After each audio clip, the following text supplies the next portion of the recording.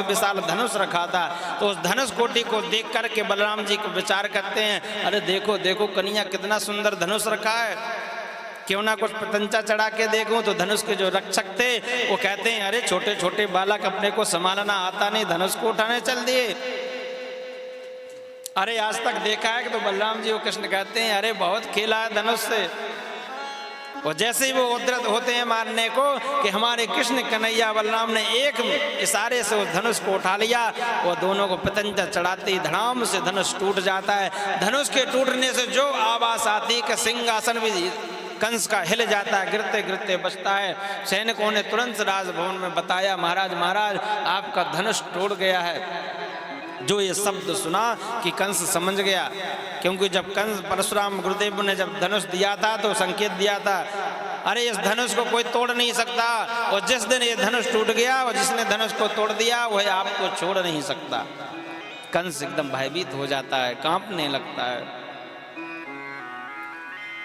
और जैसे हमारे भगवान आगे बढ़ते हैं तो मलयावल नाम का एक हाथी मिलता है, हाथी के भी रक्त रंजन कर देते हैं। दोनों रक्त रंजित दांतों को लेकर के उस विशाल सभागार में हमारे कन्हैया बलराम के साथ में उद्यत हो जाते हैं। तो सुखदेव जी कहते हैं, जैसे उस सभागार में हमारे कन्हैया बलराम के साथ उद्यत होते हैं कि जो वहां पर जितने भी बैठे हुए थे मथुरावासी ने, सबने अपने अपने भाव से कन्हैया को निहारा।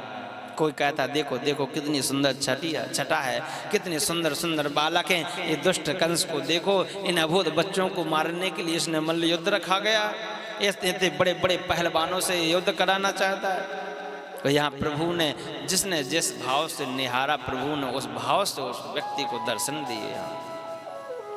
बहुत विशाल यहाँ पर युद्ध किया है। महामद कुपित आदि को, शंखचूड़ आदि के दैत्यों को, मल्लियों को यहाँ प्रभु ने कल्याण किया।